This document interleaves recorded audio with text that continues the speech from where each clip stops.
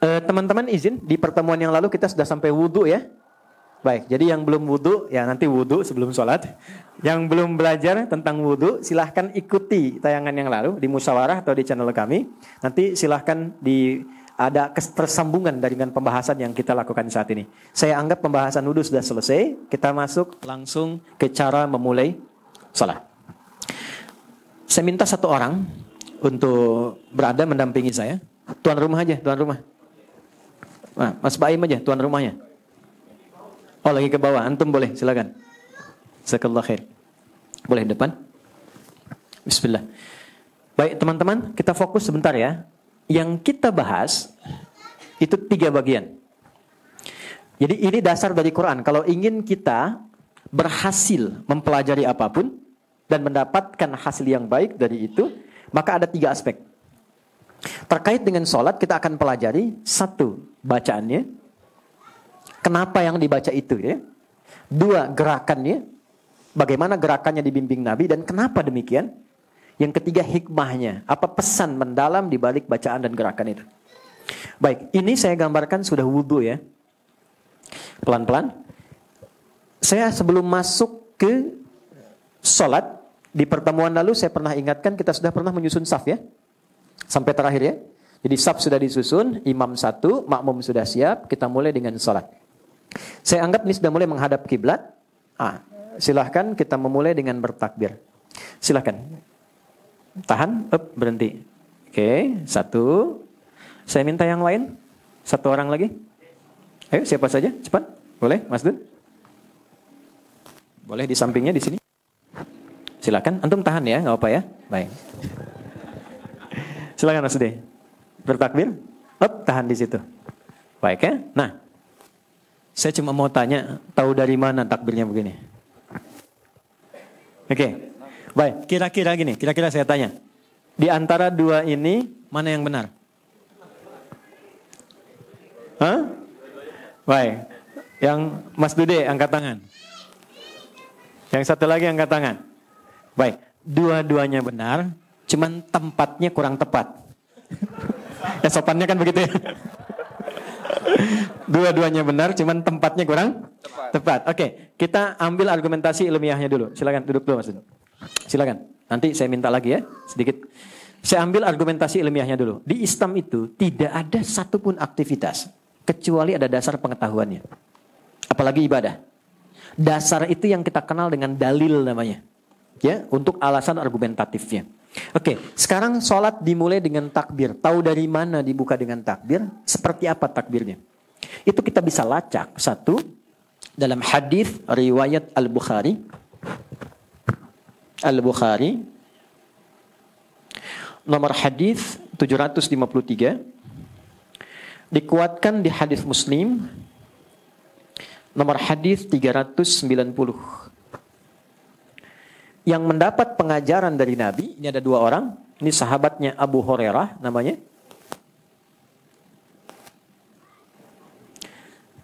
Kemudian yang kedua, ada Abdullah bin Umar, putranya Umar bin Khattab radhiyallahu taala anhuma. Abdullah bin Umar. Yang mengalami pendidikan dari nabinya namanya Khalad bin Rafi Az-Zuraiqi. Khalad bin Rafi'. Saya ingin tekankan begini, begitu sempurnanya di Islam, ibadah aja ada dasarnya gitu. Dan itu bisa dilacak dan tokohnya ada. Ini si fulan namanya. Kalau kita cari ketemu itu. Lahirnya kapan, wafatnya kapan, hidupnya bagaimana, itu di Islam demikian.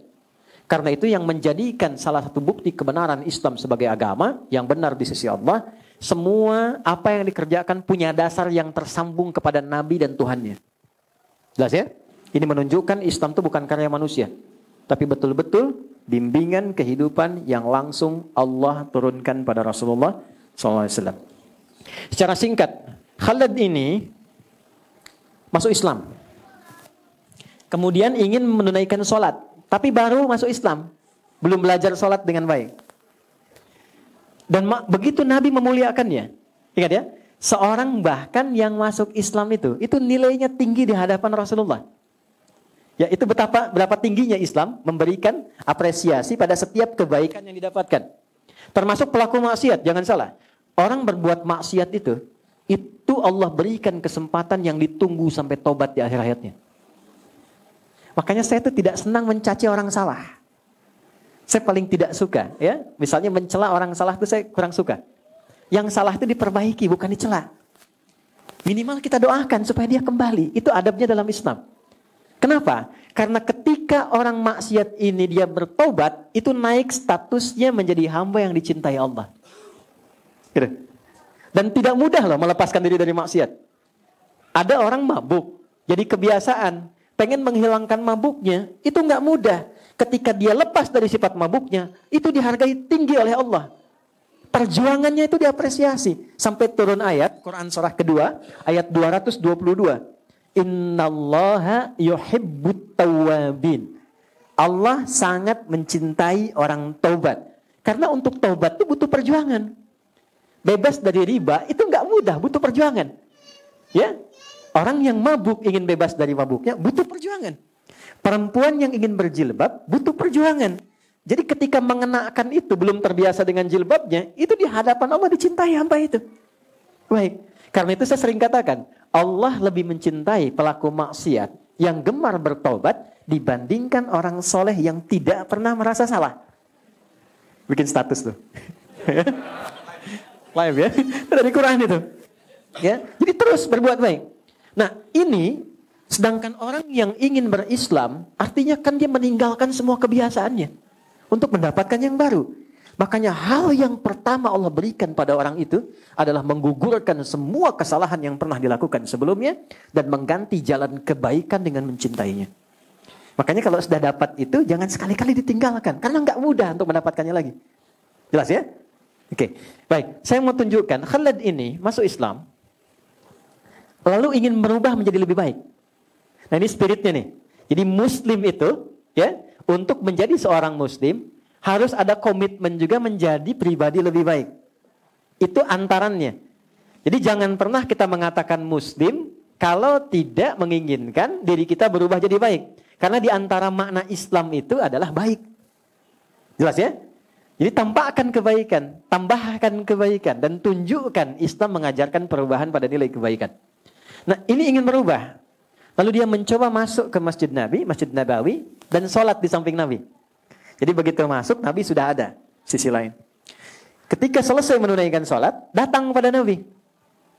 Baik, ketika datang dia mengucapkan salam. Assalamualaikum ya Rasulullah. Masya Allah, Nabi nggak bedakan. Mau ini mu'allaf, mau pelaku maksiat, mau yang lain datang mengucapkan salam, dijawab oleh Nabi. Waalaikumsalam warahmatullah. Dan selalu jawabannya lebih lengkap daripada penanya.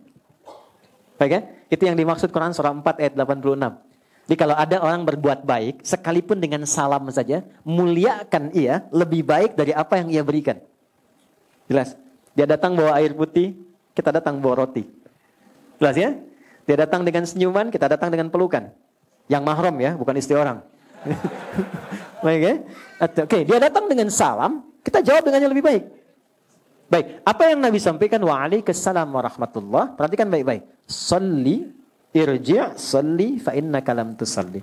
Coba kamu salat lagi. Karena tadi belum benar salatnya. Salat lagi. Singkatnya mengulang salatnya sampai 3 kali, komentar Nabi masih sama.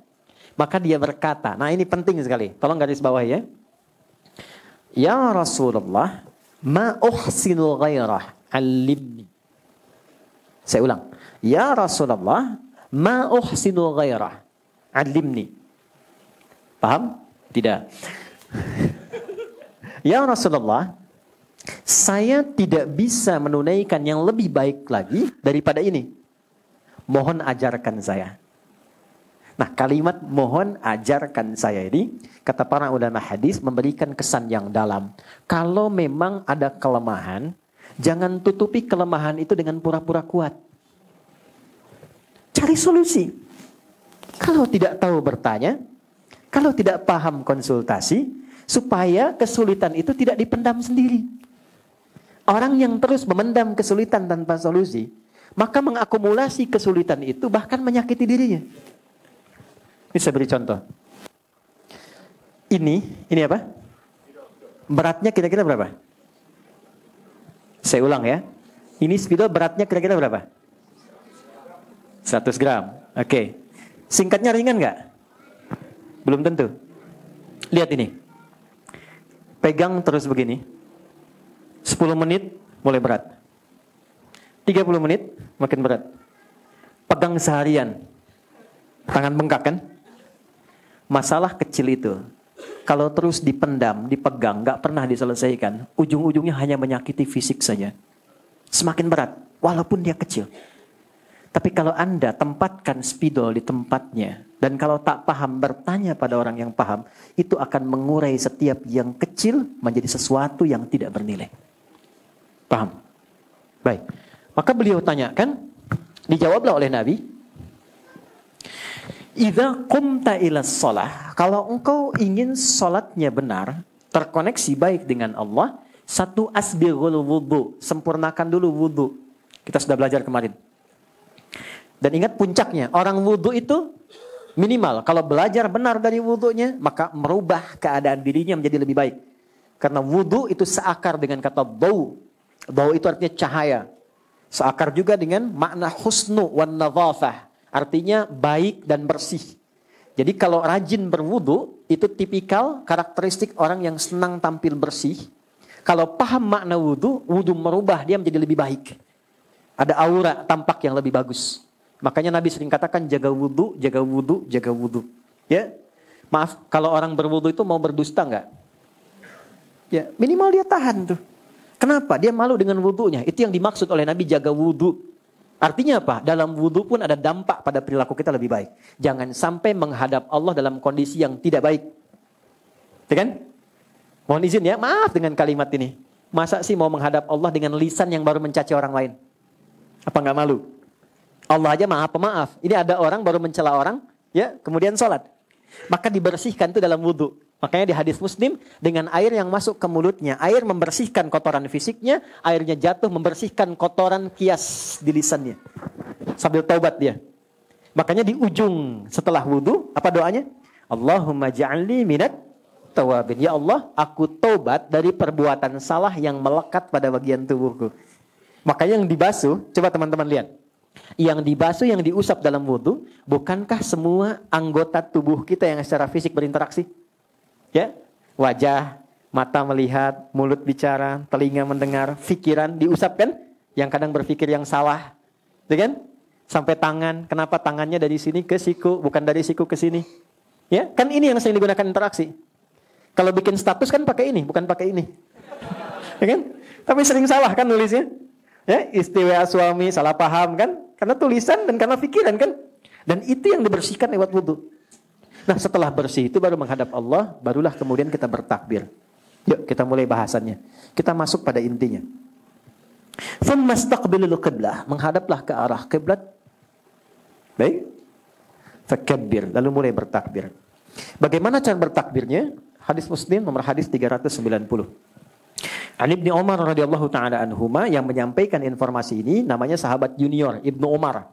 Ya, nanti teman-teman yang ikut umrah saya tunjukkan tempatnya. Kalau di Mekah di sebelah mana, di Madinah di mana. Setelah masuk Islamnya, ya.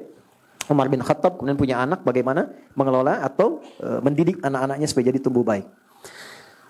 Nabi mengangkat kedua tangannya, riwayat pertama, rafa'a yadaihi hadwa mankibaihi, sejajar dengan bahunya.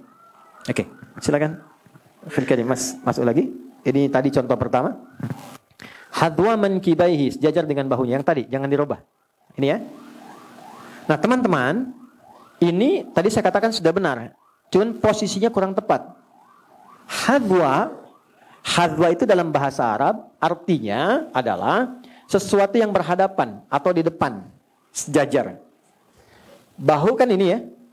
Ini bahu nih. Berarti sejajar itu di sini. Masuk. Ya. Jadi bukan di sini.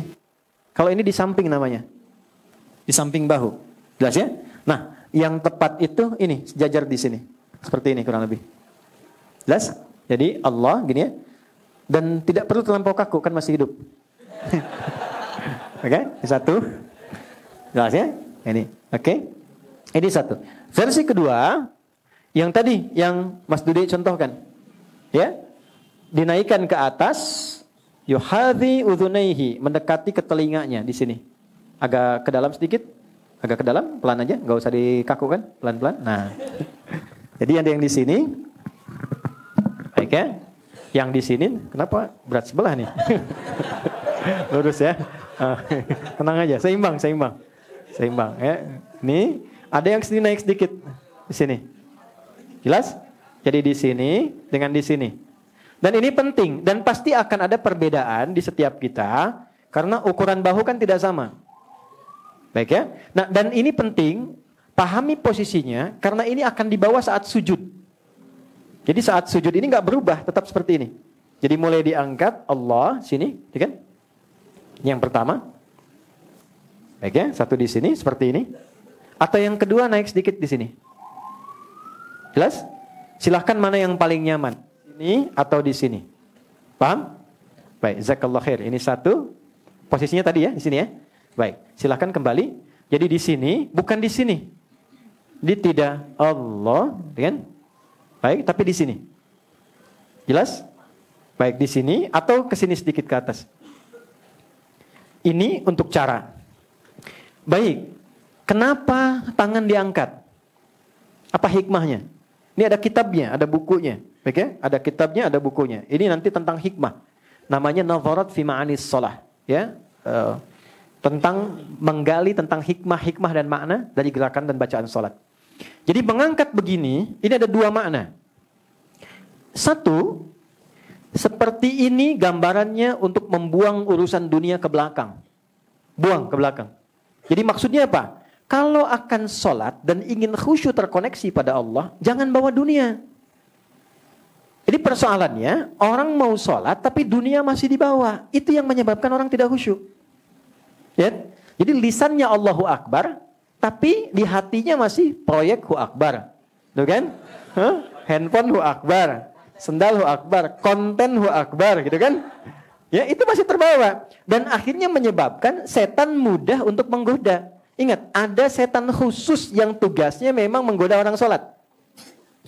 Nanti satu waktu kita belajar ya, kalau sudah selesai ya, Mas Dim ya. Bikin pelajaran khusus fikih setan. Belum pernah ada kan? Iya, kita hafal malaikat tapi nggak tahu setan. Persis orang mau berangkat, tahu jalan yang mulus tapi nggak tahu di mana lubangnya. Jadi bisa terpleset. Mesti tahu sehingga bisa dihindari. Dari mana taunya kalau sedang digoda? Tahu-tahu basah saja, tahu-tahu salah, tahu-tahu ngambek saja. Nggak tahu bahwa ada setan sudah lebih dulu memprovokasi. Nah, ada 9 jenis setan yang harus diketahui. Salah satunya setan yang khusus menggoda orang sholat. Maksudnya, setan rumah ada. Hati-hati, ada setan rumah, ada setan masjid. Setan masjid itu spesial, godain DKM masjid. Nanti ada babnya itu. Makanya orang kalau satu jamaah pergi, yang lain datang. Tapi kalau DKM-nya ribut, orang malas datang. Dan biasanya kalau masjid belum jadi, semangat. Kalau sudah jadi, potensi ribut. Ya? Nah itu ada. Kalau nggak paham, susah menghindarinya. Nah, setan yang menggoda orang sholat namanya khanzab. Ada yang membaca khinzib, ada yang membaca khanzab. Hati-hati, kalau mirip-mirip cepat ganti nama. Ya. Ya, ada A'war, ada Dasim, ya, perempuannya Dasimah. Kemudian ada, nanti kita bahas lain waktu. Ini khanzab. Apa kerjaannya? Begitu tangan diangkat, ini nanti bisa dibuktikan ya. Begitu dimulai sholat tangan diangkat, maka dia mulai bertugas. Fayaqulu syaitanu, di hadisnya Abu Daud, fayaqulu syaitanu, maka dia mulai membisikkan, ditanamkan di pikiran orang sholat itu, udhkur kada. Ingat ini ya, ingat itu ya. Anda kalau tidak percaya, sebelum sholat, kita itu siap fokus, gak ingat apa-apa. Maunya sholat aja. Tapi begitu tangan diangkat, Allahu Akbar, yang tak ingin diingat, bisa ingat. Nanti saat zuhur ya, saat zuhur nih, lihat aja nanti. Jadi begitu takbir Allahu Akbar, ini isi ceramah saya pun akan muncul. Ingat ya, setan itu nanti itu bukan saya, setan itu. Ya. Itu muncul, nggak percaya silakan, nggak diundang datang sendiri.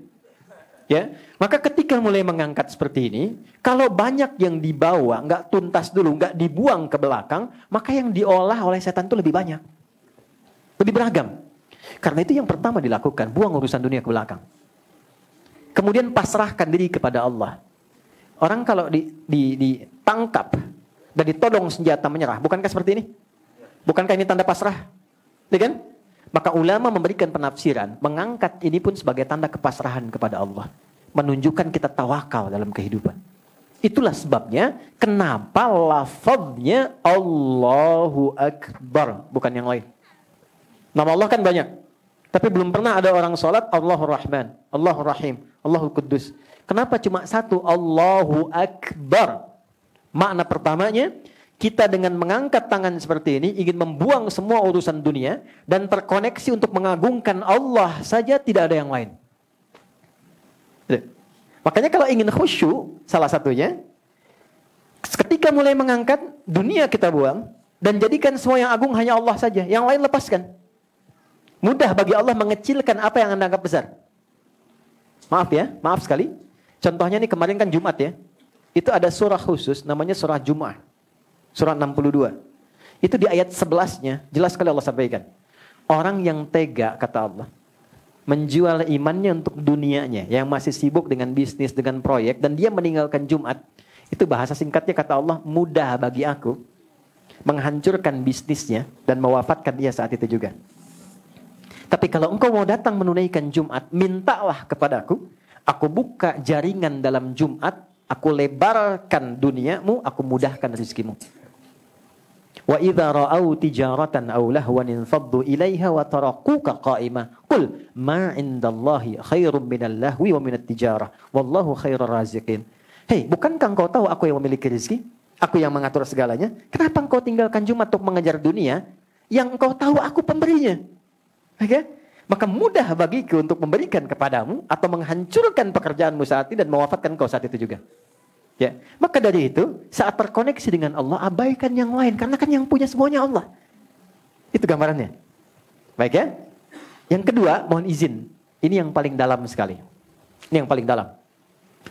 Kadang-kadang ada orang sholat masih membawa status sehingga merasa besar saat dia memulai sholat. Status dengan kedudukan, status dengan harta benda, status dengan popularitas, status dengan keilmuan. Sehingga tanpa dirasakan, begitu dia mulai bertakbir, kebesaran itu terbawa. Ya, dan lupa bahwa yang paling agung itu Allah. Atau yang ketiga, status maksiatnya. Dia bawa maksiat menjelang sholat dan merasa nyaman dengan itu. Coba cek di handphonenya masing-masing. Jangan sampai ketika mau sholat, dalam handphonenya itu isinya apa yang tidak Allah sukai. Aurat yang tampak, hal yang tidak baik. Apalagi membawa perangkat yang tidak benar. Lalu dibawa dalam sholat dan mengatakan Allahu Akbar.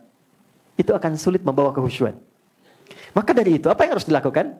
Begitu mulai menghadap kiblat, yakinkan pada diri kita bahwa saatnya terkoneksi dengan Allah, buang urusan dunia ke belakang, dan rasakan boleh jadi bila ajal tiba, Allah bisa mewafatkan dalam keadaan kita sedang bertakbir kepadanya. Ya.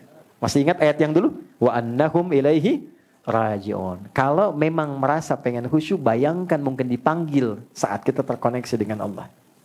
Jelas? Oke, satu.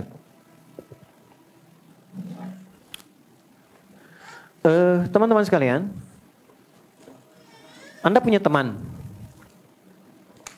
Temannya seringkali menjelek-jelekan Anda. Kemudian yang kedua, berbicara yang tidak baik tentang Anda di belakang. Kemudian menzalimi dalam segala bentuk yang memang salah. Tiba kemudian, dia meminta bantuan Anda sedang butuh, pinjam uang 10 juta misalnya. Diberi nggak?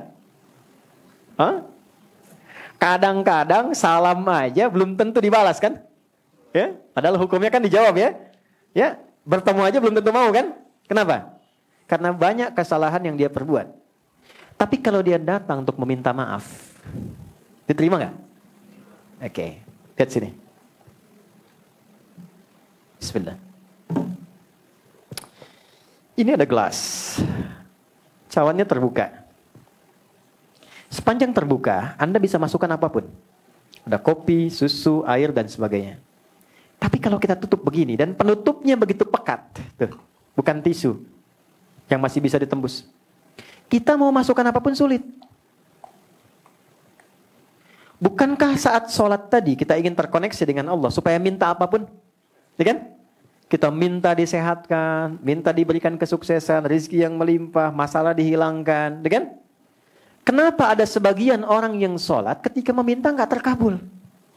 Padahal orang dulu baru nyebut sudah diberikan. Tuh. Orang dulu minta dikasih. Bahkan selesai sholat dapat. Kenapa? Dalam kondisi kita meminta, kita nggak mendapatkan apa yang dimohonkan itu. Boleh jadi, apa yang disampaikan Nabi itu hadir dalam kehidupan sementara orang. Saya nggak menyebut kita. Saya menjauhkan kata itu dari kita semua. Ada orang yang datang kepada Allah itu dengan maksiat yang dibawa, tapi belum ditobati. Jelas? Maka apa kata Nabi? Thumma dzakara rajulan. Nabi mengisahkan seorang lelaki. Yutilus safara asy'atha aghbara. Dia menempuh perjalanan panjang sampai berdebu, capek, jauh jalannya. Yamuddu yadaihi ilas sama, dia ingin berdoa.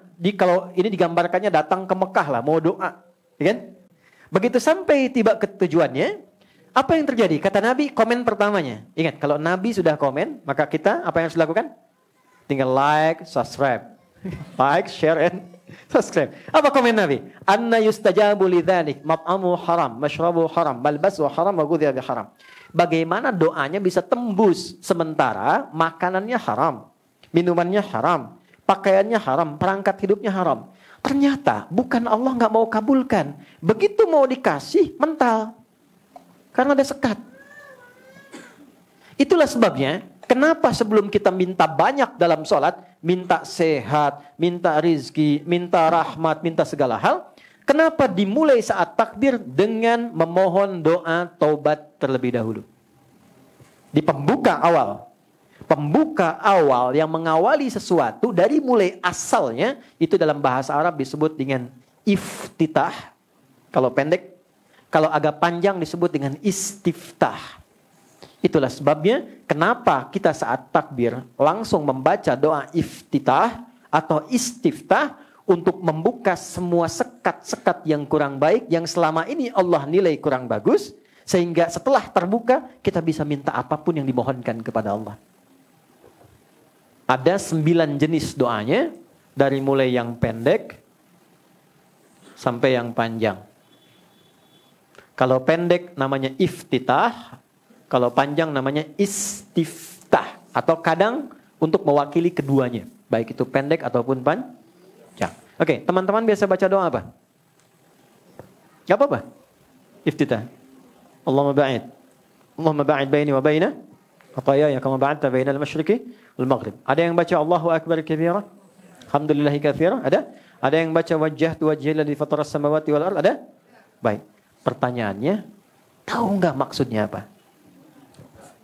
Paham enggak gitu? Kita baca tanpa paham, dapat pahala dan gugur kewajiban, mengangkat kewajiban. Tapi kalau kita baca paham artinya, maka pemahaman itu memberikan dampak pada jiwa kita. Sehingga menggugurkan dosa-dosa yang pernah kita lakukan dan merubah kita menjadi semakin lebih baik. Saya ambil contoh. Baik, 3 tadi saya bahas dengan cepat. 1. Allahumma ba'id baini wa baina khataayaya kama ba'adta baina al-masyriqi wal maghrib. Allahumma naqqini minal khataaya kama yunaqqa ath-thawbul abyadu minad danas. Allahumma ighsilhu bil ma'i wath thalji wal barad. Baik, teman-teman, kalau ada orang berbuat salah, perbuatannya disebut dengan akhto'a. Oke? Kesalahannya disebut dengan khoti'ah. Kalau banyak, maka disebut khotoya. Itu yang banyak salahnya. Khotoya. Gini. Khotoya. Yang banyak salahnya. Oke?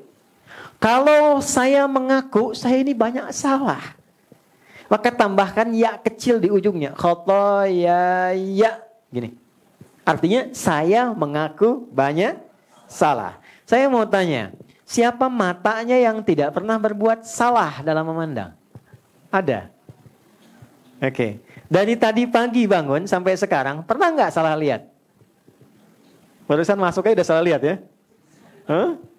Oke. Pernah nggak telinga itu berbuat salah dengar? Baik. Sampai ke ujung kaki, selalu pernah salah kan? Baik ya. Artinya, kesalahan yang dilakukan itu tidak 1, 2, mungkin banyak. Ini yang datang ke sini pun, saya ingin tanyakan. Dengan orang tuanya, baik tidak? Ada masalah enggak? dengan pasangannya, dengan anaknya, dengan kerabatnya. Puncaknya dengan Allah. Tidak ada satupun manusia yang bebas dari salah. Semua pasti pernah berbuat salah. Tapi indahnya Allah, dipanggillah setiap hari 5 kali untuk memperbaiki kesalahannya. Jadi tidak mungkin orang jadi baik kalau tidak ada salah. Kesalahan itu dihadirkan untuk belajar supaya jadi lebih baik. Sama, saya kadang suka heran. Orang berdoa minta sabar, tapi saat dikasih jalannya tidak menerima. Saya tanya ya, kalau Anda minta sabar sama Allah, dikasih oleh Allah sabar atau dikasih ujian? Pasti diberi ujian supaya merasakan kesabaran itu. Sebab kalau dikasih sabar langsung gak mungkin. Ya kan? Coba lihat, Bapak Ula berdoa, ya Allah berikan aku kesabaran. Terus gak ada hujan, gak ada angin, Mas Baim pulang ke rumah. Gak ada apapun. Sabar ya sayang. Kira-kira bagaimana responnya? Kamu sehat? Karena gak ada apapun. Kalau Anda mengharapkan sabar, Anda pasti diberikan masalah. Kalau orang berharap kesuksesan, apakah langsung dikirimkan harta? Tidak. Kan diberikan pekerjaan. Kalau orang berharap kebahagiaan, gak akan diturunkan langsung. Pasti diberikan jalan untuk saling mencintai, baru bahagia. Sama persis kalau orang ingin jadi baik, maka Allah turunkan ujian yang menguji dia supaya belajar dari kesalahan, supaya jadi baik. Karena itulah orang kalau saat akan sholat, pasti punya salah yang dibawa. Maka bayangkan sebelum sholat, mata itu salah memandang. Mungkin. Boleh jadi sebelum sholat kepada anak salah melihat. Ini share ya. Apa yang saya biasakan. Mungkin kalau bermanfaat silahkan ambil. Kalau tidak Anda boleh tinggalkan. Saya itu pribadi yang menata diri untuk tidak pernah bisa marah pada anak-anak. Gak bisa marah. Sederhana. Anak kalau belum balik, Allah menilainya itu tetap dengan kekanak-kanakannya. Gak ada hisab. Jadi kalau dia salah, itu gak dihisab oleh Allah. Karena masih anak-anak. Jelas? Jadi saya itu kalau mau marah sama anak, saya tarik lagi, saya berkata, ya Allah, masa saya yang dihisab, mau marah kepada anak yang tidak dihisab? Yang salahnya gak dianggap.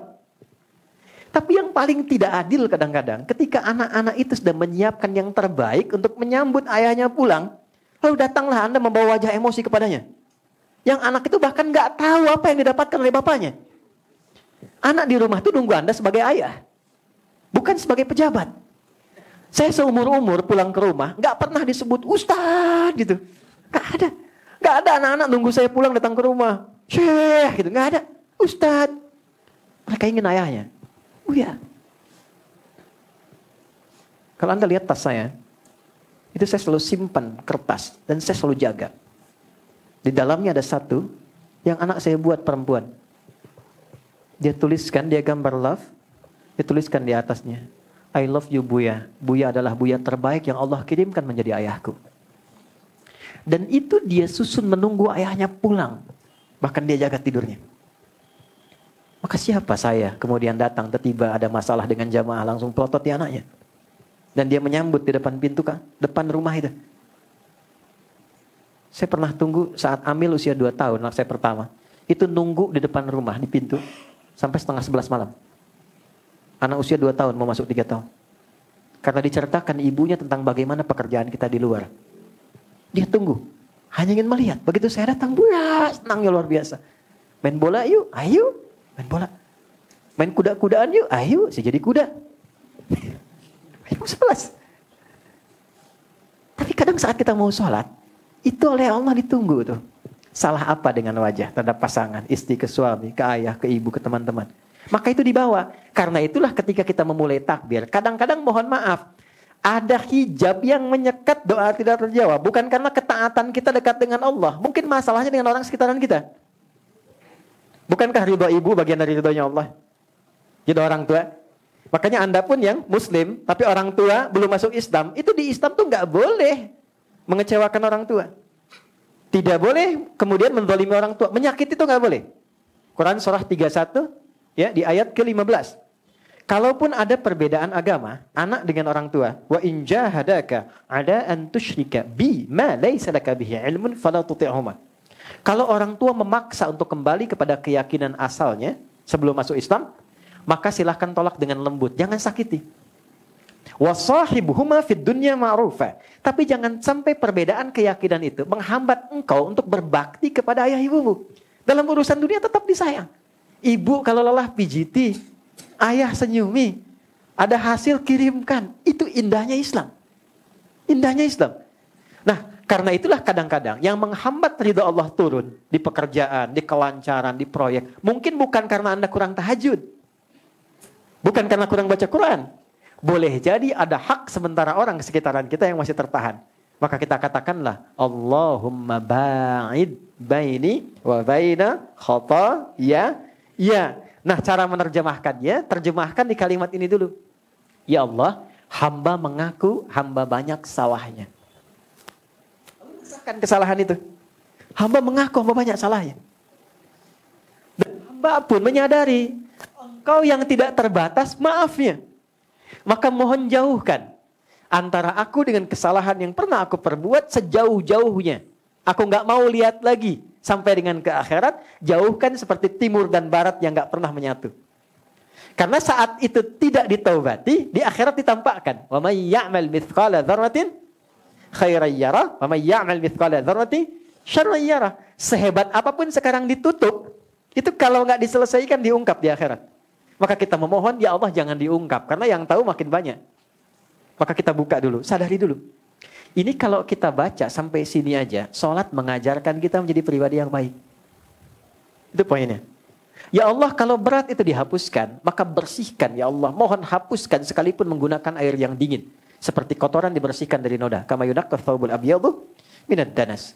Sampai di sini, kalau kita betul-betul sadar, evaluasi ujung kepala sampai ujung kaki. Ya, dapatkan ke telinga, terus ke tangan, sampai ke ujung kaki. Kalau sudah merasa nyaman, tenang, enak, baru kemudian ngangkat. Bukankah itu sambil bersedekap kan? Ya kan? Baca itu sambil sedekap kan? Baik, ya sekarang kita masuk bagian selanjutnya. Gimana cara bersedekap? Boleh dibantu? Siapa? Gantian? Sebaim, sini. Alhamdulillah. Jarang-jarang lihat pakai sarung nih. Kayaknya mau bikin studio syariah ya. Sekarang, baik. Oke, Mas takbir, tangannya disimpan di mana? Ya oke, Allah terus sedekapnya. Oke, tahan sebentar. Oke, ini udah bagus, pelan-pelan sebentar. Pertama, perhatikan teman-teman sekalian, posisinya dulu. Perut mana? Ini perut ya. Perhatikan sini, ini perut. Dada mana? Sini ya. Perhatikan. Di sini, di dada dengan di perut itu ada rongga di sini. Ya kan? Di diafragma dia ada rongga. Oke? Baik. Ini yang dimaksud menyimpan tuh di sini. Ini namanya sodar. Sodrun. Ini sodar. Kalau di sini namanya nahar. Nahar. Nahar itu yang dekat ke leher di sini. Teman-teman kalau lihat unta. Unta itu kalau disembeli, dia tidak dijatuhkan. Tapi langsung disembeli, itu di naharnya yang dekat ke tenggorokan, ke lehernya di sini. Ya, itu di sini. Makanya inna a'tainakal fasholli lirabbika wanhar. Kalau ini perut namanya. Ya. Nah, dalam hadis meletakkan tangan itu yang dekat ke sahih hadisnya itu di sodrun, ya, di dadanya, di sini di rongga sini, bukan di sini. Kalau ini batnun, ada hadis tersambung ke sahabat Ali bin Abi Thalib di perut tapi hadisnya dhaif. Oke, yang agak mendekati lebih kuat tuh di sini. Dan ini selaras dengan makna. Oke, nanti saya jelaskan maknanya. Ini namanya apa? Sodrun. Jamaknya sudurun. Oke, pelan. Baik. Yang kedua, yang diletakkan pertama di sini kanan atau kiri? Kiri kan? Oke, kiri kan? Baik. Setelah itu ditutup pakai apa? Kanan. Saya praktekkan dulu caranya ya. Tadi sudah benar diangkat begini. Lalu di sini, ini ada 3 cara. 1, yang telapak kanan menutup punggung yang kiri begini, pas. Ya, begini. Oke. Kedua, yang telapak yang kanan menggenggam pergelangan di sini. Kalau mau lebih detail, ini 2 jemari ke sini. Begini. Ini digenggam. Tapi langsung ya, gak usah diotak-atik. Allah. Nah, langsung ya, begini. Oke. Yang ketiga, lewat sedikit sa'id ke sini. Di sini. Tapi tidak sampai ke sini. Awas, subuh di puncak sampai sini ya. Ya, jadi nggak sampai sini. Bahkan ini yang tidak diinginkan oleh Nabi. Ya, jangan sholat seperti orang sombong dalam bersedekap, kata Nabi. Ini kiasan. Karena orang Arab tuh banyak pengusaha, pedagang. Kalau sedang ngamatin proyek kan begini. Ya, makanya cukup sampai di sini. Letaknya di sini. Tidak di sini, lemah hadisnya. Dan tidak di sini. Ini nggak ada hadisnya. Ada riwayat menunjukkan yang di sini terkait dengan masa perang. Ya, karena pedangnya lokasinya di situ. Makanya nanti dalam profesi yang di militer, dalam konteks sedang diutus misalnya perjuangan, itu boleh meletakkan tangannya dekat dengan senjatanya. Boleh begini. Jelas ya? Baik, silakan duduk sini dulu. Nggak usah jauh. Baik, kan kalau dekat dengan papan tulis bisa ngapus, bisa nulis kan? Lihat sini. Oke, sekarang masuk ke maknanya. Kenapa letaknya di sini? Oke. Kenapa kiri duluan? Kenapa ditutup kanan duluan? Ini ada asalnya. Jadi semula sholat itu tidak bersedekap. Asalnya begini. Dan jangan semua yang sholat begini diartikan tidak. Gak semua Syiah begini. Ya, tidak semua yang sholat begini Syiah. Di Sunni ada. Di Sunni ada dan riwayat asal, terutama dari Imam Malik. Makanya yang mazhab Maliki itu sekarang dulu di Madinah itu Maliki. Kemudian sekarang dikembangkan di Afrika Utara, khususnya di Libya, Tunisia, Maroko, khususnya itu Maliki. Nyebrang sedikit ke Italia, Spanyol itu Maliki. Jadi kalau mereka sholat, Anda ke Mekah, ada yang sholat begini, Allahu Akbar, itu mengamalkan riwayat pertama. Dan jangan ditanya, hello, how are you? Dia sedang sholat, nggak usah tanya. Tiba-tiba takbir dong. Ya. Saya pernah masalahnya dulu saat pertama ke Tripoli, teman saya, dia Maliki ya. Saya nggak tahu karena masuk masjid kan, samping. Saya baru masuk juga. Kita masih berdiri kan, duduk begini, samping. Apa kabar? Kemana aja kamu? Allahu Akbar. Orang lokal. Kita halik selaminak anta. Allahu Akbar. Baik. Ini kenapa kemudian tiba ada riwayat untuk sedekah? Mulanya turun Quran surah 11 ayat 114. Asal mulanya ayat ini turun karena ada orang yang berbuat salah. Berkonsultasi ke Nabi ingin taubat. Tapi perhatikan cara konsultasinya. Ya Rasulullah, saya salah. Saya baru berbuat salah. Tolong hukum saya sekarang. Coba Anda bayangkan. Jadi sahabat tuh begini cara berpikirnya. Mereka menyadari bahwa betapapun kegiatan di dunia ini menggembirakan, hasilnya itu luar biasa, dapat kemewahan, tapi mereka menyadari semua akan ditinggalkan. Yang abadi cuma akhirat. Dan ini bisa kita jadikan pegangan. Dan tampak, apalagi di sini dekat kuburan kan. Ya kan? Ya, Mas Bayi mungkin kan sering main di situ kan. Lihat-lihat aja. Coba di kuburan itu ada nggak yang dibawa ke situ? Tadi barusan ada yang dikuburkan, saya nggak pernah lihat dikuburkan dengan mobilnya. Ya, atau handphone terbaiknya. Tetap dia membawa tubuhnya saja. Dan bagi seorang muslim cuma 2 kain untuk laki-laki, kafan. Dan 3 untuk perempuan tambahan kerudung. Dan tolong saya ingatkan dari sekarang ya, kafan itu nggak ada kantongnya. Untuk memberikan kesan bahwa yang dibawa bukan dunia. Nah sahabat tuh berpikirnya, saya khawatir lebih baik dihukum sekarang daripada di akhirat dihukum. Karena pada akhirnya segala kemewahan dunia pun akan ditinggalkan. Tapi bukan dilarang hidup mewah. Yang passionnya ingin dengan harta, justru diminta oleh Quran dan hadis sekaya-kayanya. Supaya bisa ibadah dengan hartanya. Kalau belajar sepintar-pintarnya. Supaya bisa ibadah dengan ilmunya. Jadi kalau Anda usaha, jangan nanggung. Sampai tingkat tertinggi. Jadi ada 3 tingkatan kekayaan itu. Kaya banget, kebangetan kayanya. Itu yang ketiga tuh. Ya, sampai yang ketiga. Kalau nggak dapat tuh, gimana bisa infak? Gimana ngajarin sedekah? Gimana zakat? Gimana haji? Gimana menghajikan orang? Mengumrahkan orang? Jadi sahabat tuh nggak tanggung. Dulu passion itu diambil oleh Abdurrahman bin Auf. Ya. Kemudian ada Uthman bin Affan. Teman-teman, kemarin waktu riset kami, saya itu riset. Jadi saya tuh terima honoris causa kemarin. Ya bukan untuk gelar-gelar, saya tidak terlalu peduli dengan itu. Yang nawarkan itu sudah beragam. Dalam dan luar negeri. Tapi kenapa saya terima UMJ kemarin itu? Karena begitu profesional memberikan itu, sampai 2 tahun prosesnya. Diriset semuanya, layak tidak. Setelah itu, diminta membuat karya ilmiah. Lalu itu diuji di kalangan profesor. Betul nggak layak nggak karya ilmiah itu dapat itu? Diteruskan ke dikti. Itu prosesnya 2 tahun. Tuh. Setelah itu baru kemudian dianugerahi. Makanya di UMJ cuma 2 yang dapat honoris causa sampai dari berdiri sampai sekarang. Yang pertama Bung Karno, Presiden Indonesia pertama. Kedua, kami kemarin itu. Ya, dengan panjangnya proses itu. Nah, yang mau saya katakan adalah kembali kepada apa yang tadi kita ulas itu. Dalam pendalaman kami dari pendidikan Nabi kepada sahabat, itu Nabi mendidik seorang sampai kaya yang asetnya nggak nanggung. Zubair bin Awam itu sampai wafat, beliau punya aset yang kalau dikonversi ke kita dulu itu nilainya $1 miliar dulu. Lalu saya coba hitung kalau dikonversi ke sekarang yang $1 miliar, itu keluar angkanya 72.000 triliun.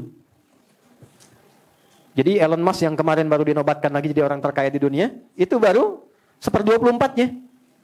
Ya, 1/24-nya. Itu Zubair bin Awam tuh sampai segitu. Tapi kekayaannya dipakai apa? Kita belum pernah dengar Zubair bin Awam pamer. Belum pernah dengar Zubair bin Awam ria misalnya. Gak ada. Dan semua mengakui beliau kaya. Abdurrahman bin Auf lebih dahsyat lagi. 3 kali lipat hartanya Zubair. Jadi kalau 72.000 triliun dikali 3, itu hartanya Abdurrahman bin Auf. Apa yang beliau lakukan? Ibadah dengan hartanya. Sampai Sayyidah Aisyah pernah komen. Ketika satu kali ada 600 kafilah. Kalau kita sekarang 600 truk isinya emas semua. Emas, mutiara, berlian. Datang dari satu sektor bisnisnya Abdurrahman bin Auf. Dari sekian banyak. Begitu datang kata Sayyidah Aisyah. Inilah Abdurrahman bin Auf. Yang kata Nabi masuk surganya dalam keadaan dihisap cukup detil. Maka ketika mendengar itu apa kata beliau? Saya sodakohkan semua 600 itu kepada semua penduduk Madinah. Tuh. Kaya banget, tapi masuk surga juga. Yang repot kan miskin gak jelas kan? Si kaya masuk surga juga. Utsman bin Affan masih ada sekarang hotelnya. Bisa tunjukkan, ada aset. Beliau itu gak beli hotel, cuman beli sumur. Yang dimonopoli oleh Yahudi. Beli kebunnya. Sekarang lokasi itu setelah diwakafkan, dialih fungsikan jadi hotel. Dinamakan wakaf Utsman bin Affan. Hasilnya disimpan di rekening. Nama rekening yang Utsman bin Affan. Anda bayangkan, sudah wafat 15 abad yang lalu, punya rekening di Bank Saudi namanya Utsman bin Affan. Kita masih hidup, rekeningnya belum ada kan? Jadi gak usah nanggung, kalau kaya, sekaya-kayanya. Cuman jelas tujuannya. Antum bangun ini untuk apa? Kalau cuman pengen mewah, yang belum beriman pun bisa. Lebih mewah daripada ini. Kalau cuma pengen pintar, banyak di luar sana yang bahkan dapat Nobel. Tapi nggak jelas tujuannya. Kalau cuma dapat kedudukan, ya silahkan semua orang bisa dapat. Mau jadi apapun, legislatif, yudikatif, eksekutif, bisa. Tapi tujuannya apa? Nah Islam itu memberikan nilai, value dalam Islam itu tinggi. Ya kita harus dapat jadi sesuatu. Maka diajarkanlah dalam proses sholat itu. Bagaimana caranya dalam konteks kehidupan kita bisa mendapatkan nilai yang baik sisi Allah. Orang ini datang mengatakan, dia punya value dalam dirinya. Ya, dia lihat ke depan. Ya, dia look forward ke depan ada apa nih setelah saya tinggalkan. Maka dia katakan, ya Allah, saya ingin tobat. Datanglah ke Rasulullah. Rasulullah itu sederhana. Kalau beliau mintakan ampun, selesai, diampuni semua dosanya. Maka ketika minta ampun itu, ya Rasulullah hukum saya salah. Saat akan menunaikan sholat. Dalam riwayat sholat zuhur. Maka kata Nabi, tunggu nanti habis sholat aja. Ya, tunggu habis sholat aja. Dan hebatnya, Nabi tidak mempublikasikan kesalahannya. Itu dahsyatnya Rasulullah tuh. Jadi kalau ada orang salah, itu antara beliau saja dengan beliau. Dan kalau ada orang salah di pertemuan, misalnya ini, luas ya. Itu oleh beliau, tidak ditunjuk ke orang, tapi dibikin umum kiasannya. Sehingga tidak ada yang merasa dipersalahkan. Nabi sedang Jumat, datang seorang namanya Sulek dari Gotofan, dikenal dengan Sulek al-Gotofani. Masuk masjid langsung duduk. Orang tahu kalau masuk masjid, mau itikaf, sholat dulu 2 rakaat. Nabi tidak menunjuk, itu salah, itu tidak. Tapi Nabi membuka dengan kalimat umum. Sahabatku semua, kalau kalian ingin mendekati Allah di masjid, ingin itikaf sementara, maka akan lebih baik kalau sholat dulu 2 rakaat, baru kemudian duduk. Tanpa menyinggung siapapun. Baru kemudian beliau sholat. Anda bayangkan ya, Nabi, Rasul, dekat dengan Allah, tingkat takwa tertinggi, cara memperbaikinya luar biasa. Siapa kita? Bukan Nabi, bukan Rasul, gak jelas surganya, ya kan? Hisabnya juga masih menegangkan. Kenapa antar pasangan masih saling menyakiti? Kenapa menzalimi kepada orang tua, anak, teman, dan sebagainya? Tunggu sebentar, sholat dulu. Saat sholat telah turun Quran surah 11 ayat 114. Aqimis sholata tarafain nahar wa zulafan minal lail. Ini ayatnya, ini syahidnya. Innal hasanati yudhibnas sayyi'at. Lakukan sholat, jaga dengan baik. Waktunya dari subuh sampai dengan isya. Bila benar sholat dilakukan, dia bisa menggugurkan kesalahan-kesalahan yang pernah dilakukan. Kesalahan kecil maksudnya. Tapi yang paling indah tuh ini, lihat ujungnya. Tidak ada hambaku satupun yang tidak pernah berbuat salah. Soalnya Nabi yang terjaga ya. Innal hasanati yudhibnas sayyi'at. Tapi sebaik-baiknya hamba yang ketika dia berbuat salah, dia mau memperbaiki kesalahan itu dengan merubah perilakunya menjadi lebih yang baik. Menjadi pribadi yang lebih baik. Ayat itu turun untuk memberikan jawaban taubat dari Allah kepada hamba yang tadi, yang dengan ketulusannya dia meminta Nabi untuk menghukumnya. Saya bayangkan. Turun ayat tadi, maka saat turun ayat itu selesai salat, orang itu bilang lagi, ya Rasulullah hukum saya, salat sudah selesai. Apa kata Nabi? Allah sudah mengampunimu. Ya, kama qala Rasulullah SAW, Allah sudah mengampunimu, maka tidak ada alasan lagi untuk menghukummu. Nah, dari situlah kemudian untuk menggambarkan hikmah ayat itu, mulailah sedekap tangan kanan telapak diletakkan menutup punggung yang kiri begini. Kenapa kiri ditutup duluan dengan yang kanan? Kiri ini gambaran dari sesuatu yang divisualisasikan kadang kurang baik. Aliran yang gak bagus, aliran apa? Kiri. Pemikiran yang gak bagus, pemikiran apa? Kiri. Ya. Sedangkan kanan digambarkan sesuatu yang baik. Gambarannya apa? Kalau Anda pernah berbuat salah, cepat tutupi kesalahan itu dengan kebaikan. Maka kalau kita perbanyak kebaikannya, yang salah ini akan dilupakan. Siapa sekarang yang mengingat Umar dengan mabuknya? Gak ada. Yang mengingat Umar dengan premanismenya? Gak ada. Umar itu sebelum masuk Islam, pekerjaannya satu, nantangin orang. Kalau berani dengan saya, ketemu di tempat A, bukit B, tapi sebelum datang, pamit dulu pada ibu yang telah melahirkan karena dia akan pulang tanpa nama. Umar. Mabuknya minimal 5 kali sehari. Dan itu mabuk yang paling amatir. Betul, di jahiliyah itu yang paling amatir 5 kali sehari. Itu jahiliyah. Tapi setelah masuk Islam, ayat-ayat tentang larangan mabuk, kalau sekarang mirasan 3, itu turun karena permintaan Umar. Ya Rasulullah, tidakkah Allah sudah menurunkan ayat larangan untuk khamar? Melarang mabuk? Ya turun 1, 2, sampai 4 tahap turun seketika. Itu karena Umar minta. Gitu. Hikmahnya gitu ya. Kemudian yang paling tinggi apa? Setelah masuk Islam, menjadi lebih baik. Ditutupi semua yang jelek ini dengan semua perbuatan baik. Dia tobat, beliau tobat, hilang jeleknya, yang baiknya muncul semua. Bukankah sekarang tidak ada satu ketika disebutkan nama Umar, terbayang semua kebaikannya. Belusukannya, ketegasannya, kejeniusannya, dan sebagainya. Sebutkan satu nama aja, Khalid bin Walid. Ketika disebutkan Khalid, yang terbayangkan panglima hebat. Memenangkan pertempuran terus. Sehingga Allah, pedangnya luar biasa. Apa lupa bahwa beliau itu dalam perang Uhud pernah menjadi musuh Nabi? Ya kan? Yang menyebabkan Hamzah paman Nabi itu wafat. Hah? Tapi itu ditutup semuanya, hilang. Apa yang terjadi? Hamzahnya masuk surga, Khalidnya bahkan diapresiasi tinggi oleh lisan Nabi SAW. Dua-duanya mendapatkan kemuliaan. Jadi maaf, begini ini maksudnya, gak pernah ada orang suci itu. Dan gak pernah ada orang yang gak pernah salah. Pasti pernah salah. Tapi selalu terbuka peluang menjadi lebih baik. Ya, caranya banyak, termasuk kesini pun itu bagian dari kebaikan. Makanya tempat seperti ini untuk belajar disebutnya majlis. Majlis itu apa? Majlis itu dari jalasa, tempat yang mengangkat orang menjadi lebih tinggi. Jadi kalau Anda duduk di bawah, saya minta ke atas, itu orang Arab mengatakan ijlis, tempatnya majlis. Kenapa tempat menuntut ilmu disebut dengan majlis? Karena ia akan mengangkat orang yang hadir ke situ ke derajat yang lebih tinggi dalam pandangan Allah Subhanahu wa taala. Makanya nggak semua orang bisa hadir. Jadi berbahagialah ketika Anda sudah berada di tempat seperti ini, itu bukan karena mungkin Basma yang undang. Atau saya mungkin yang mengisi, bukan. Kalau Allah nggak menghendaki, nggak mungkin ada di sini. Demi Allah saya katakan, saya pun tidak tahu siapa yang datang. Dan mungkin yang tahu pun belum tentu bisa datang. Tapi kenapa harus Anda yang dipilih? Perhatikan hadis Nabi. Perhatikan hadis Nabi. May yuridillahu bihi khairah yufaqihu fiddin. Kalau Allah menginginkan seorang jadi orang baik, maka yang pertama Allah tunjukkan, dibimbing dia untuk datang ke majelis ilmu. Jadi berbahagialah Anda yang terpilih bukan orang lain. Ini bukan kalimat saya. Tapi kalau Allah sudah datangkan Anda ke sini, duduk di sini, berbaur dengan teman-teman, belum juga menyentuh Anda untuk menjadi baik, maka dengan cara apa lagi Allah menjadikan Anda orang baik? Dan saya pun maksimal mungkin, makanya saya selalu katakan, saya nggak ingin diberi apapun datang ke sini. Supaya saya optimal. Tanyakan pada Mas Dimas, pernahkah saya minta sesuatu? Dari mulai berdiri musyawarah sampai sekarang, nggak pernah saya minta. Uang nggak pernah. Saya datang, bayangkan, saya datang sendiri, ngajar sendiri, nulis sendiri, ngapus sendiri. Pas studi aja baru kemarin-kemarin. Kan? Enggak, saya pengen sempurna ketika ditanya oleh Allah, ya Hadi, ya Hidayat, si fulan bagaimana? Hadir di musyawarah. Ya Allah, Engkau Maha tahu.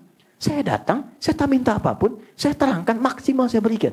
Karena itu mumpung Anda ada di sini, kalau saya belum maksimal memberikan Anda untuk dekat dengan Allah, sampaikan pada saya di sini. Dengan cara apa lagi saya mesti membimbing Anda? Maka ketika Anda sholat, bayangkan kasih Allah diletakkan di tangan kanan ini. Enggak ada yang sempurna. Tapi Allah berikan harapan terjadi orang baik. Tutup ini. Mau sampai kapan begitu? Selalu terbuka peluang. Kalau bisa mendapatkan dengan cara yang baik. Kenapa memilih yang tidak baik? Dan semua ada babnya. Anda silahkan mau jadi public figure, bikin konten, dan macam-macam. Silahkan saja. Semua terbuka. Kalau Anda membuat status yang baik bisa dilakukan. Kenapa membuat konten yang aneh-aneh? Membuat cerita yang aneh-aneh. Toh yang baik pun akan dilihat juga. Manfaatnya ada. Maka tadi, ini kanan, ini kiri. Tutup. Dan kenapa letaknya di sini? Sodrun, jamaknya sudur. Nah, sudur itu pintunya. Pintunya setan. Ingat, satu-satunya surat dalam Al-Quran yang paling favorit dan dihafalkan hampir semua orang Islam di muka bumi. Surat An-Nas. Qul a'udzu birabbil malikin ila min syarril waswasil alladzi yuwaswisu fi sudurin nas. Sudur jamaknya sodrun. Di dalam sodrun, ini gambarannya. Dalam sodrun, ini sodrun besar. Ada tempat namanya kolbun. Kolbu. Nah, di dalam kolbu ada nafas jiwa. Dalam nafas ada jiwa takwa, ada nafsu fujur. Wa nafsi wa ma sawaha fa'alhamaha fujuraha wa taqwaha. Quran surah 91 ayat 7 sampai 10. Nah, ini jalan kebaikan yang bisikan malaikat. Ini adalah keburukan, sifat-sifat yang provokasi setan.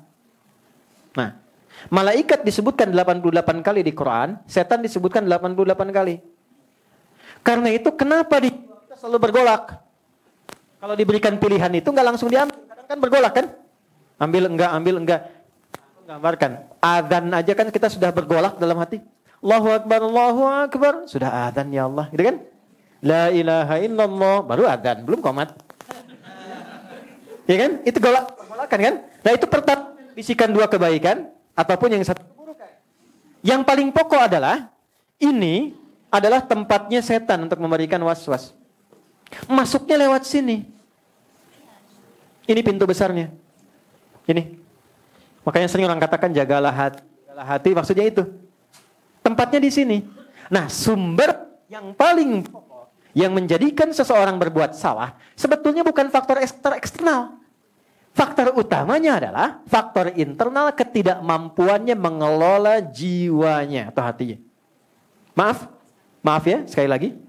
Kalau ada teman lewat kita panggil, lalu dia tidak menoleh, bukan berarti kita simpulkan dia sombong. Ya kan? Boleh jadi mungkin sedang buru-buru, atau mungkin gak terlalu terdengar, tapi karena tak mampu mengelola perasaan hatinya, setan masuk. Sombong tuh. Kemarin minta tolong, sekarang dipanggil aja gak nengok. Tuh. Ya kan?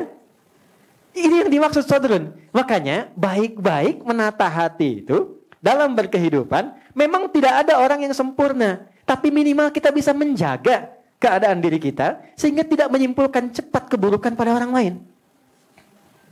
Suami pulang, istri cemberut. Oke? Kalau muncul gejolak hatinya, kita ambil dari fujur nafsu, yang keluar kata-kata. Kenapa cemberut? Emang kenapa? Nyambung. Tapi kalau kita bisa olah, qad aflaha man zakkaha, lawannya cemberut, senyum. Datang masuk lewat senyuman. Sayang, kok cemberut? Kayaknya kenal nih. Keluarkan hadiah iPhone 14 misalnya, kan? Tapi maaf, tapi itu tidak mudah. Ya, secara teoritis gampang, prakteknya tidak mudah. Itulah sebabnya kenapa ustadz pun kalau ngajar jarang bawa istrinya. Ini live gak? Oh, enggak ya, rekam ya. Oke, itu ya, kurang lebih teman-teman sekalian, ini letaknya di sini. Jadi kalau sudah diletakkan di sini, tutup, rasakan bahwa mungkin datang membawa kesalahan, segera tutup. Lalu istighfar, bacakan doa tadi, atau kita katakan Allahu Akbar kabira, walhamdulillah katsira, wa subhanallahi bukratan wa asila. Ya Allah, engkau agungkan. Engkau aku agungkan. Dan maaf, boleh jadi ya Allah aku sholat ini membawa keagungan. Sombong terhadap orang lain, angkuh dengan kawan, merasa yang paling tinggi. Tobat kita. Walhamdulillahi katsira. Terima kasih ya Allah berikan banyak sekali kebaikan-kebaikan kepada aku. Rizki, kedamaian, ketentraman. Ada seorang kakek di Saudi kemarin, baru-baru kemarin. Pengap, dibawa ke rumah sakit. Ini kisah nyata. Langsung ditangani kasih oksigen. 24 jam sehat lagi. Alhamdulillah penanganannya bagus. Lalu muncul tagihan. Yang kalau dirupiahkan kurang lebih 2,4 juta. Tiba kemudian kakek ini menangis di hadapan dokternya. Nangis lama gitu kan. Kata dokternya begini, "Kek, nggak apa-apa. Kalau memang bayarnya terlalu mahal, disampaikan saja. Mungkin kami bisa koreksi." Apa jawab kakeknya? "Demi Allah, kalaupun engkau tagih 2 kali lipat dari ini, saya masih bisa bayar. Yang saya sedihkan itu, saya ini hidup 74 tahun. Baru dikasih pengap oleh Allah selama beberapa jam, mesti keluar 2,4 juta. Maka berapa banyak biaya yang harus saya berikan dan saya keluarkan selama 74 tahun ini? Ya, 74 tahun berapa nilai anugerah yang Allah berikan kepadaku? Yang kalau harus dibayar, berapa banyak aku harus keluarkan?" Maka beliau menangisi dirinya yang menghukumi takut belum bersyukur dari nikmat oksigen yang Allah berikan kepadanya. Itu maksudnya. Ya, kadang-kadang seringkali ada orang meminta lebih banyak dari luar yang apa belum dia dapatkan, tapi lupa mensyukuri apa yang telah Allah berikan. Dapat sepeda, minta apa? Motor. Padahal sepeda pun belum pernah dipakai ke masjid untuk sholat. Nah itu dihisab. Ya? Dan itu minta motor. Allah tahan dulu tuh. Sepekan, 2 pekan, jangan dulu beli motor. Maksudnya pakai dulu ibadah. Masih nekat, ya Allah motor, ya Allah. Kasih motor. Belum dipakai untuk ibadah. Belum nganterin anak. Baru dipakai mejeng-mejeng. Sudah minta mobil. Hah? Nah itu dihisab. Coba buka pakaian di rumah tuh. Lihat, mana yang belum pernah dipakai ibadah. Jangan sampai ada satu dihisab. Belum pernah dipakai ibadah. Ya, itu ringan tapi dalam. Ringan tapi dalam. Oke ya. Jadi ini. Kemudian setelah itu terakhir saya tutup. Nah doa yang terakhir ini yang biasa dibaca sahabat Ali bin Abi Thalib. Kalau Allahumma ba'id sahabat Abu Hurairah. Allahu Akbar kabira. Itu dibaca sahabat dan malaikat langsung turun untuk mencatat. Rebutan pengen dengar. Saking indahnya bacaan itu. Allahu Akbar kabira. Alhamdulillahi katsira. Wa subhanallahi bukratan wa asila. Itu nilainya tinggi sekali bacaan itu. Dan itu satu doa. Kadang kita gabungkan dengan yang kedua, wajjahtu wajhiya lilladzi fataras samawati wal arda hanifan muslima wa ma ana minal inna salati wa nusuki wa mahyaya lillahi rabbil alamin la syarika lahu bidzalika umirtu wa ana minal muslimin wa ana awwalul muslimin. Itu doa yang biasa dibacakan sahabat Ali bin Abi Thalib khususnya dalam salat malam, dalam kesempatan malam. Kenapa malam? Karena inti doanya ketika dibaca malam itu lebih meresap ke jiwa. Jadi kalau teman-teman baca salat Isya, tahajud, yang lain pun boleh dibaca. Tapi kalau baca yang ini, itu yang dibiasakan sahabat Ali bin Abi Thalib. Perhatikan baik-baik. Wajjahtu wajhiya lilladzi fataras samawati wal ard. Ya Allah, aku hadapkan secara total kepatuhan diriku kepada Engkau penguasa langit dan bumi. Inna salati wa nusuki. Kalau aku selama ini sholat, aku ibadah. Wa mahyaya, aku berkehidupan, beraktivitas dengan keluarga, dengan masyarakat. Wa mamati, atau Engkau wafatkan aku di detik ini saat salat. Lillahi rabbil alamin. Aku pasrah, aku ikhlas, aku tunduk pada ketentuan. Jadi biasanya kalau teman-teman bangun malam, kita bangun, kan ke hati lebih dalam bacaannya, lebih terasa ke jiwa ya. Yang dimaksud surat Al-Muzammil ayat ke-6. Inna nasyi'atal laili hiya asyaddu wat'a wa aqwamu qila. Jadi kalau berdoa malam itu dengan siang agak beda. Malam lebih khusyuk. Siang karena masih kerja banyak pikiran. Malam lebih teduh. Makanya malam lebih enak untuk kontemplasi. Untuk merenung, evaluasi diri itu malam. Nanti saya tutup dengan dengan kontemplasi dalam keluarga. Kalau bisa dilakukan, demi Allah saya katakan, itu selalu tenang dalam kehidupan keluarga. Oke. La syarika lahu wa bidzalika umirtu wa ana minal muslimin. Ya Allah, aku berjanji. Sejak sholat ini, aku akan menjadi muslim yang lebih baik dan tunduk kepadamu sampai aku wafat. Jadi kalau baca doa iftitah ini yang wajah itu sampai akhir, kita itu sedang berkomitmen selepas sholat jadi lebih baik. Jadi kalau jadi suami yang baik, istri yang baik, anak yang baik. Nanti ukuran kebaikannya tinggal belajar. Jadi tetangga yang baik. Bukan tetangga masa gitu. Ya? Jadi semua ukurannya ada. Begitu itu diturunkan, dan kita sedang berjanji di hadapan Allah. Makanya malu kata para ulama, kok baca wajah tuh, begitu selesai sholat, kok bermaksiat? Kok bisa selesai sholat saling mencela? Ya kan? Saling menyalahkan, saling merendahkan. Saya bingung kadang-kadang. Ya, di mana nilai keislamannya? Cobalah buka dengan kasih pandangan kasih sayang. Bi aina rahmah. Pada akhirnya kita salah juga. Masa orang yang akan salah harus memvonis kesalahan orang lain? Salah itu perbaiki, tunjukkan, ajarkan dengan lembut, doakan. Dan biarkan Allah berjalan dengan takdirnya. Gitu. Kalau hidup seperti itu damai kita. Baik ya. Nah ini sampai iftitah. Baru kalau ini sudah terbuka, sudah lapang, sudah enak, baru baca Al-Fatihah. Dengan maknanya. Dan itu cepat, kalau sudah terbiasa cepat kita. Makanya baca Al-Fatihahnya pun setelah hati merasakan ketenangan. Sekira sebagai pembuka, itu dulu teman-teman. Kita 14 menit menjelang ke zuhur. Kita diskusi dulu. Kalau ada yang mau ditanyakan, saya perkenankan. Dan singkatnya, kita sudah sampai ke bacaan iftitah dalam sedekap. Ya. Masih ada 23 materi yang kita bagi di pertemuan-pertemuan. Ya. Ada kurikulumnya. Saya belum kirimkan karena saya belum terima email. Mas Dines, Mas Dude ya. Nanti kirimkan email. Saya kasih kurikulum. Nah nanti boleh di forward ke teman-teman yang lain. Jadi datang ke pengajian itu tahu apa yang mau dipelajari. Dan insya Allah saya siapkan resumenya. Oke? Baik, saya kira itu yang kita bisa dapati sampai dengan sedekap. Dan kita belum mulai Al-Fatihah.